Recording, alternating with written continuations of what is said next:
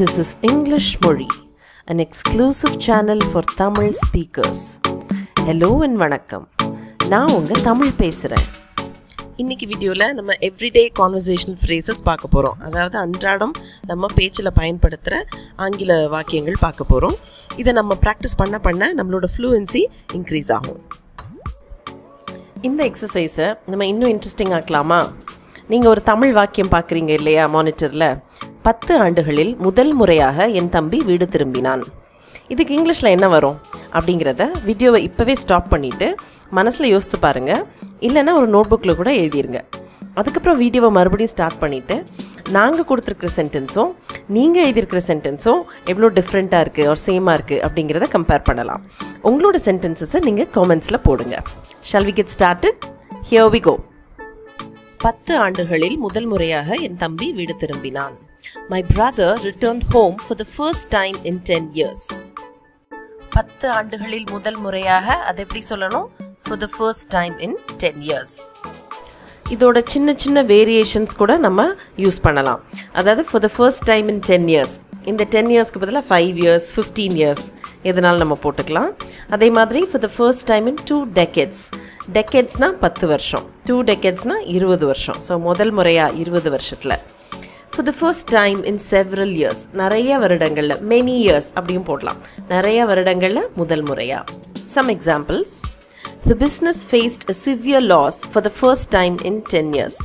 10 வருஷத்தில் முதல் முறையாக நம்மளோட வியாபாரம் பெரிய நஷ்டத்தை சந்திச்சது. The stock market plummeted drastically for the first time in 2 decades.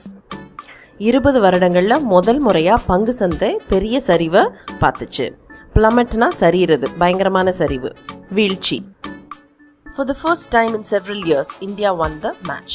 பல வருடங்களில் இப்போதான் முதல் முறையாக இந்தியா போட்டியில் வென்றிருக்கு. அடுத்த சென்டென்ஸ் ட்ரை பண்ணலாமா? குழந்தை எழுந்தவுடன் நான் மருந்தை வழங்குவேன். என்னோட டிரான்ஸ்லேஷன் இது. உங்களோடது என்னதுன்னு காமெண்ட்ஸில் எழுதுங்க. As soon as the baby wakes up, I'll administer the medicine. இங்கே administer அப்படிங்கிறது சில பேருக்கு தெரியாமல் இருக்கலாம். When you administer the medicine, you give the medicine to the baby. So அது இன்னொரு வார்த்தை கிவ்க்கு. You also administer exams. Exams conduct பண்ணுறது, அட்மினிஸ்டர் பண்ணுறது, அந்த கான்டெக்ட்ஸ்லையும் அதை நம்ம பயன்படுத்தலாம். As soon as இதை யூஸ் பண்ணி சில examples. I'll call you as soon as my guests leave. விருந்தினர் போன உடனே உன்னை நான் கூப்பிடுறேன். As soon as I get my salary, I'll get a mobile phone for myself. சம்பளம் வந்த உடனே எனக்குன்னு ஒரு மொபைல் ஃபோன் நான் வாங்கிக்குவேன். As soon as they arrive at the airport, I will get coffee for all of us. அவங்க ஏர்போர்ட்டுக்கு வந்த உடனேயே நம்ம எல்லாத்துக்கும் சேர்ந்து நான் காஃபி வாங்குவேன். Let's try translating this sentence. என் தம்பி ஏன் அளவுக்கு புத்திசாலி இல்லை. இது எப்படி இங்கிலீஷில் எழுதுறது? ஸ்டாப் த வீடியோ, நோட் புக்கில் ட்ரை பண்ணுங்க. This is my version. My younger brother is not as intelligent as I am. போன வாக்கியத்தில் as soon as அப்படிங்கிற ஃப்ரேஸ் பார்த்தோம், அதாவது உடனே. இங்கே பார்த்தீங்கன்னா as intelligent as, இந்த இன்டெலிஜென்ட்க்கு பதிலாக நம்ம என்ன adjective வேணாலும் போடலாம். As smart as beautiful as handsome as, right, as big as tall as rich as. So எந்த ஒரு adjectiveம் இதில் போட்டு நம்ம சென்டென்ஸ் கன்ஸ்ட்ரக்ட் பண்ணலாம். Bangladesh is as big as Sri Lanka. அதாவது ஸ்ரீலங்காவும் பங்களாதேஷும் ஒரே மாதிரியான நாடுகள் பரப்பளவில். My car is not as comfortable as hers.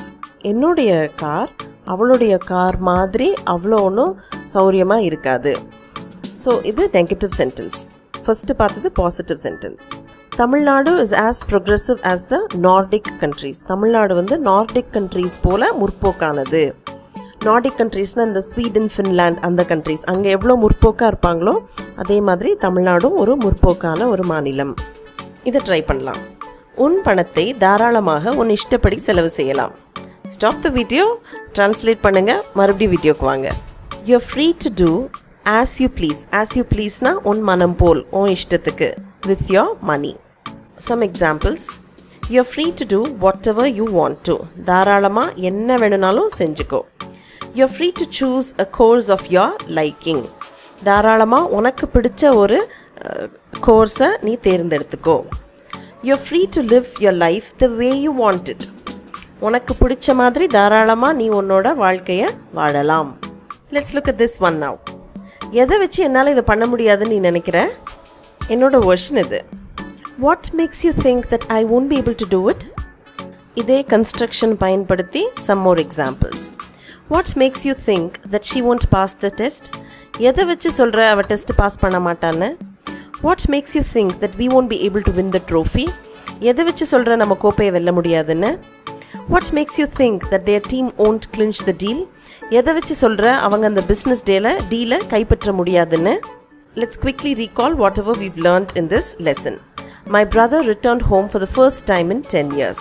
10 ஆண்டுகளில் முறையாக வீட்டுக்கு திரும்ப வந்திருக்கான். For the first time in 10 years. As soon as the baby wakes up, I'll administer the medicine. குழந்தை எழுந்த உடனேயே நான் மருந்தை கொடுத்துருவேன். As soon as.